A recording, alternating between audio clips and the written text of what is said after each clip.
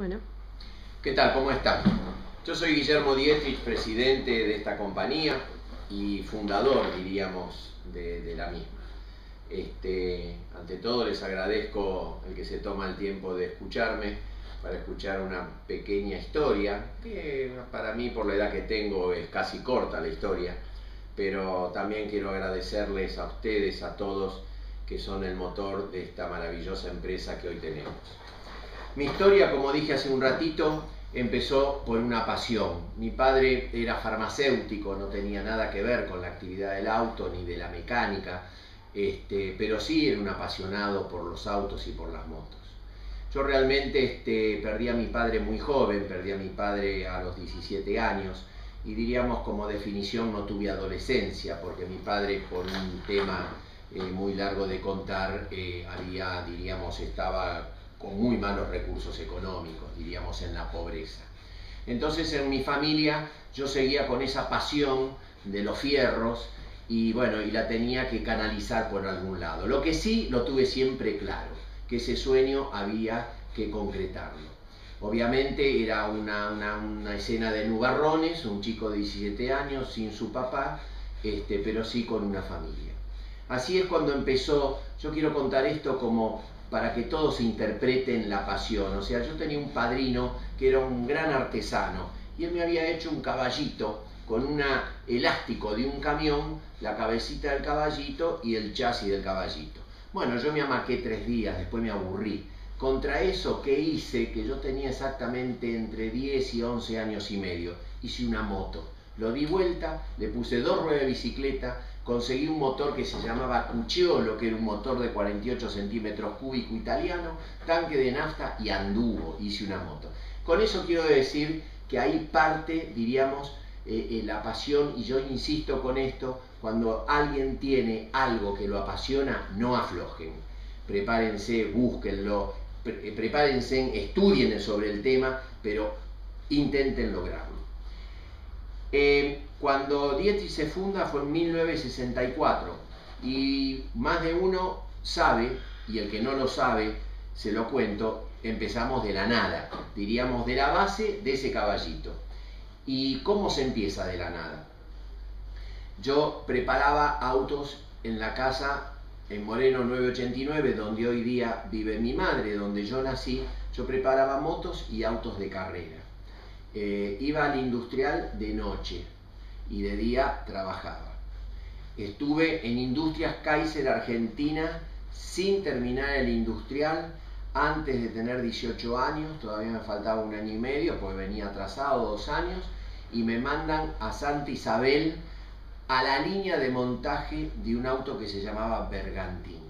Yo hablaba con los ingenieros me enseñaron, yo les sugería cosas y me escuchaban. Fue una experiencia maravillosa. Eso nació porque yo trabajaba como mecánico en una concesionaria que se llamaba Balerga, que estaba en Vicente López, que era Industrias Kaiser Argentina. Después de eso vino Renault. Toda esa pasión que yo tenía, tuve la suerte que en el camino se me puso un señor que yo le arreglaba una Chevrolet Coupé 1947, que se llamaba Yusifidis. Y él tenía un galpón en la avenida Sarmiento 2920 que hacían un turrón que se llamaba Halbach y se habían fundido. Entonces me dio ese galpón con una condición, que me lleve a su hijo de socio, que fue así. Dentro de ese galpón yo arreglaba autos y motos. Dentro de ese galpón tomaba autos en consignación y motos en consignación. Las arreglaba y las vendía. Dentro de ese galpón, también con la ayuda en ese momento que después fue mi mujer, que era Oscar Marquese, me ayudó económicamente y me daba plata para que yo compra y venda. Pero esa plata fue en parte, y lo digo con todo amor, lo peor que me pudo pasar, porque yo no sabía comprar y vender. Ahí fue cuando también me dio una mano Juan Manuel Fangio, que en vez de darme dinero me dio autos para vender. Entonces yo los reparaba, los vendía, iba y le pagaba los autos a Juan Manuel Fangio, campeón de Fórmula 1 5 veces en el mundo. Tuve la alegría que cuando inauguré ese local Juan Manuel Fangio vino y hizo el asado conmigo. Éramos muy pocos, éramos 10, 12 amigos. Entonces, ¿qué quiero contar con esto? Que todo es posible. Todo es posible y con la pasión vienen las ideas. Cuando yo así compraba y vendía o me daban en consignación los Heinkel, los Isetta, todos estos autitos de la posguerra, que vamos a mostrar uno que tenemos acá, que eran los autitos que se entraba por delante, eran para 2 personas, este era el Isetta. Estos autitos yo los reparaba, le sacaba el motor a la noche, le hacía cigüeñal, aros, pistón y transmisión, y después tenía un pintor y un chapista. Lo poníamos en una línea, en un carrito a rulemanes, cada Heinkel en cada carrito, y pintábamos todas las noches de A3.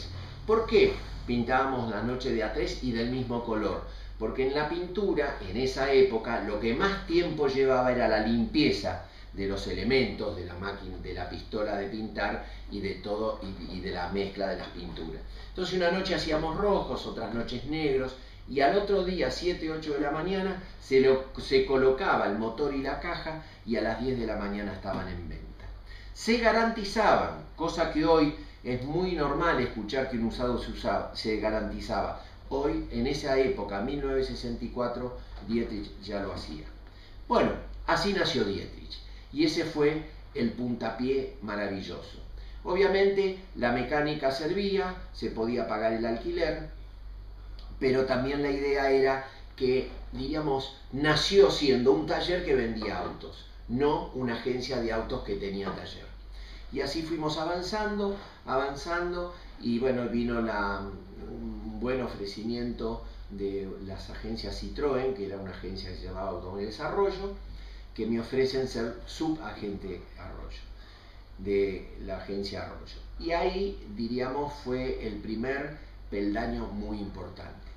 El socio que tenía, que había sido a pedido del señor que me había dado el local, fue algo maravilloso porque la subagencia me la habían ofrecido a mí personalmente, pero a mí no me pareció, diríamos, cordial como socio de no ofrecerle a mi socio hacerlo juntos. Cuando se lo ofrecí, esto pasó en 1967, él me dijo, hacelo solo porque el negocio del auto en la Argentina se acabó. Entonces ahí empecé solo. Obviamente se arrimaba gente que quería ser socia mía, pero todos me pedían tener más del 51%. Y si bien yo no tenía grandes conocimientos de las leyes, bastante leía y me asesoraba con amigos y siempre me decía, si no tenés el 51% de las acciones, no tenés el poder de la empresa. Y por eso siempre estuve solo y no he tenido socios sacando la nueva generación, que más tarde lo vamos a contar. Después de la agencia Citroën, con la agencia Automóvil Desarrollo, la agencia Automóvil Desarrollo en 1971 se funde. ¿Por qué se funde? Porque este es un negocio que es muy traicionero y hay que tener mucha capacidad y mucha humildad para gobernarlo. ¿Y qué es ser traicionero? Ser traicionero es cuando el empresario, el concesionario, se la cree. Cree que su receta es la que vale, no escucha a los demás, no tiene el perfil hacia el cliente considerándolo que el cliente es rey. Entonces, Automóvil Desarrollo fue una agencia que se fue quedando en el tiempo. Una lástima, porque era muy buena gente y perdieron una gran empresa. Ahí la toma la fábrica Citroën y dirige esta empresa, la fábrica Citroën. Y ahí Citroën me dice, tiene que usted seguir siendo subagente. Y yo le dije, no, quiero ser concesionario. Y en 1967 me hicieron concesionario. Empecé en la calle Charcas 2665, una agencia que entraban 2 autos, una agencia que estaba mi hermana Alexandra trabajando conmigo y tenía un chileno que trabajaba conmigo. De ese chileno tengo muy buena anécdota, porque él me decía huevón, y no me llamaba ni Guillermo ni nada. El huevón allá en Chile en ese momento era como el boludo acá ahora. Y entonces yo nunca fui partidario de anticipar vales del sueldo, porque siempre dije que el empleado, el operario, se tiene que intentar administrar bien, porque si no el vale, cuando cobras a fin de mes, no te reluce el sueldo. Entonces pensás que ganas menos. Bueno, este chileno con el huevo me decía, huevón, ¿me das un vale? Y yo le decía, no, estamos a día 20, el 30 vas a cobrar o el primero. Entonces él tenía toda la dentadura de oro y tenía una cadena de oro, al chileno le gusta mucho el oro, con un halcón, una preciosa. Entonces se sacaba la dentadura, los dos, el de inferior y el superior, con la cadena y lo llevaba al banco de empeño, que era el Banco Ciudad. Ahí le daban la plata y a fin de mes, cuando cobraba, iba, levantaba el préstamo y le devolvían su dentadura. Una historia bastante graciosa. Bueno, después de Charca 2665, todas las cosas fueron bastante rápidas. Tenía un taller tercerizado, que tengo muy buen recuerdo, con el Tano de Luca, que ahí tengo un mural de él, que era en la calle Humboldt y Cabrera. Ahí hay un mural muy lindo, que después puede ser que le peguemos un flash de la filmación. En una de las crisis, de las tantas que tuvo Argentina, yo no podía pagar la quincena a los mecánicos. En ese momento yo tenía una estructura de 10, 12 mecánicos. Entonces hice un asado con todos mis clientes y amigos, con el compromiso que ese asado era para juntar un dinero para anticiparles la quincena a los mecánicos. Vinieron al asado los mecánicos, entonces todos los invitados del asado, todo, el carnicero me ayudó, diríamos, con la carne, una bodega me dio el vino, el otro me dio la Coca-Cola. Entonces todos mis clientes, que serían 20, 25, ahí hice una colecta, que ahí se ve con la mano llena de billetes para darles un anticipo a las quincenas. Eran las cosas de... Yo les quiero decir algo maravilloso. Las empresas tienen dos etapas. Las dos etapas son geniales, pero son distintas.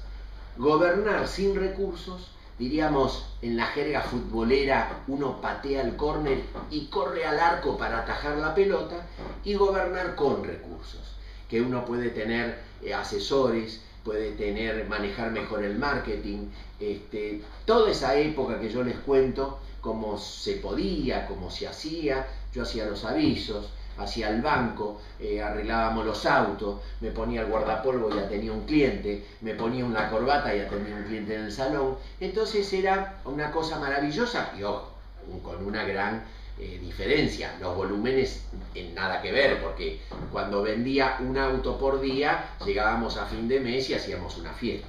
Lo gracioso y lo increíble, que no se los voy a explicar ahora porque llevaría mucho tiempo, es cuando pienso yo cómo armé una familia vendiendo 30, 40 autos por mes y cómo podíamos mantener la gente. Pero era otra Argentina. Después de la agencia de Charcas, después del taller de Humboldt, en 1977, después hubo una serie de cosas. Fui importador de repuestos de Citroën, porque Citroën, no lo aclaré, se fue de la Argentina, como se había ido Chrysler, fue algo muy doloroso. Eso fue todo en la década del 70, entre el 77 y el 79. Ahí cuando Citroën se va, bueno, yo había comprado esta esquina donde hoy estamos, Honduras 4210. Ustedes piensen que yo tenía 32, 33 años. Lo digo y me da orgullo y no me da vergüenza. Yo en este piso donde ahora estoy hablando no tenía baño. Y claro, y todos los compromisos, y esta esquina se compró, pero se compró con 70 personas, y de las cuales 35 no servían. Entonces los nervios, las cosas, todo, bueno, diríamos, vivía corriendo, yendo al baño, porque los nervios a veces atacan al estómago. Pero fueron épocas que se pasaron, épocas maravillosas. Se pudo armar una familia, se pudo criar 4 hijos, en fin, una cosa muy interesante. Todo partió de la pasión, y dentro de esa pasión, cuando Citroën se va, yo digo, bueno, ¿qué marca nacional busco? Entonces en un momento se me ocurrió Peugeot. Peugeot me acepta como concesionario, firmamos todos los papeles, pero cuando tenemos todo firmado, la gente de Peugeot me dicen, Dietrich, cometimos un error. ¿Qué error? La intermedia que trabaja en Peugeot no se sabía que Peugeot la había tomado, diríamos, Sebel, que era Franco Macri, Peugeot y Fiat. Y realmente cometimos una macana. Yo ya estaba muy ilusionado, estábamos ya prácticamente haciendo obras acá en esta propia esquina, y digo, ¿qué hacemos? Y no puede ser Peugeot porque usted, diríamos, sí, Peugeot es Fiat, las agencias Fiat que están en la zona, está invadiendo la zona. Bueno, conclusión, yo les pregunté, ¿esto es un problema de Peugeot o es un problema de ustedes? Y los funcionarios de Peugeot me dijeron, no, esto es una macana nuestra. Entonces tomé el contrato de ellos, démenlo, fue acá en Núñez, y adelante de ellos, los dos contratos los rompí, les di la mano y les dije, muchachos, conmigo no hicieron nada, sigan avanzando. Eso fue un hito increíble, porque primero la gente de Peugeot se quedó impactada, y yo no me quedé impactado porque siempre fue mi estilo, de cumplir con la palabra, y cuando veía a alguien que se había metido en un jaleo, obviamente yo no iba a ser una traba para que esa persona la perjudique. Después de ahí, ¿qué hago? Dije. Entonces, tirándome un poco la mitad de sangre alemana que tengo, dije Volkswagen. Que Volkswagen no era nada. Volkswagen era una compañía que compró Chrysler, el proyecto era bastante lento, y un día, llevando a jugar al rugby a mis hijos, me encuentro con el financiero de Volkswagen y me dijo, el lunes venite y preguntá por fulano de tal. Me fui a San Justo, que estaba en San Justo, fui, me vieron, me escucharon y ahí me nombraron Volkswagen. Y esa fue la historia, diríamos, bonita, porque Volkswagen tenía unos productos, diríamos, tenía el Milky, tenía el furgón, después cuando salió el Karat pensábamos que vendíamos Mercedes-Benz, pero todo en esta esquina, en una estructura chica de 50 personas como máximo, y bueno, y de ahí realmente fue toda la etapa de la compañía Volkswagen. De esto estamos hablando del año, diríamos, prácticamente 89, 90, después en el 91 se hace la fusión de Ford y Volkswagen, 91-92, que en el 87 se había hecho la fusión industrial de Volkswagen y Ford, porque si no se hacía eso se iban las dos del país, de la Argentina, y fue un matrimonio que duró muy poco, pero pudimos lograr nosotros ser bimarca. Esto lo digo porque muchos colegas de Volkswagen no fueron bimarca. Entonces fue bueno ser Ford también. Se peleó duro, siempre con estos temas de las fábricas que el capital de trabajo no alcanza.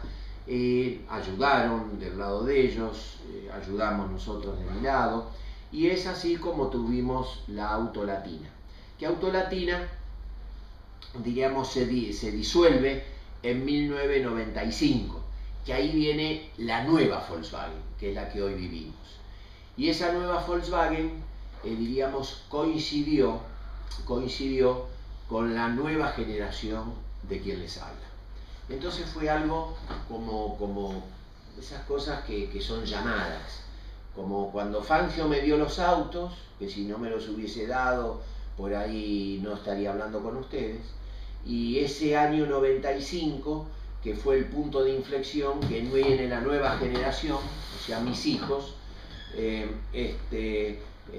Luli, Hernán y Guillo, vamos a poner las mujeres primero por educación, y la misma fuerza de Volkswagen que venía con todo.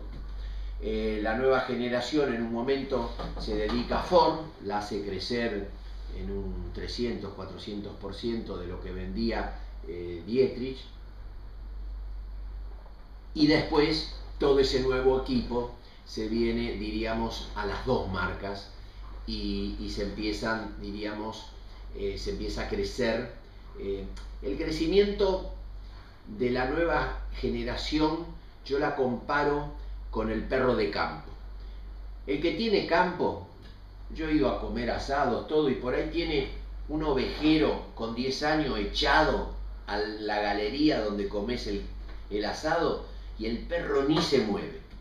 Por ahí este señor te invita a comer a los 7, 8 meses otro asado y trajo 2 cachorros de 1 año ovejero. Entonces el perro echado con displasia, ya diciendo quiero morir, ese perro se empieza a levantar y vuelve cuando escucha un ruido o viene alguien a ladrar sobre la tranquera, junto con los 2 cachorritos. Esa es la definición de la nueva generación. Al viejo lo hacen sentir más joven y el joven hace una mezcla con el viejo que es muy interesante. Por eso, metafóricamente, conté lo de perro. Esta empresa, que hoy ustedes saben lo que es, y se los pido que la amen y la protejan por todo lo que acabo de contar. Esta empresa, con la nueva generación y su fundador, tiene esta maravilla que se hacen la gestión, pero una gestión moderna y además con siempre la idea de algún nuevo negocio para el propio cliente, que se sienta que este concepto de la solución de movilidad es una realidad. Entonces, toda esta empresa ha tenido esta maravilla de crear con la nueva generación nuevas unidades de negocio que ha ayudado a que dé una tranquilidad, porque el negocio del auto, lo dije hace un rato, es muy traicionero y tiene un margen muy chico. Entonces se necesitan tener, como yo digo así caseramente, kiosquitos para que apuntalen ese negocio madre, porque el kiosquito funciona porque el negocio madre funciona, porque vienen los autos, hay que arreglarlos, el cliente se los lleva, pone accesorios, el auto se detuvo y alquila un auto, o alquila una moto, martilla el chapa y pintura, pero nace del 0 kilómetro. Eso es lo que da la gran agilidad. Por eso las representaciones son muy importantes, porque cerremos los ojos y pensemos, mañana no tenemos las representaciones y es muy difícil seguir martillando, seguir que el cliente venga al taller, porque falta, diríamos, la reposición de ese propio cliente.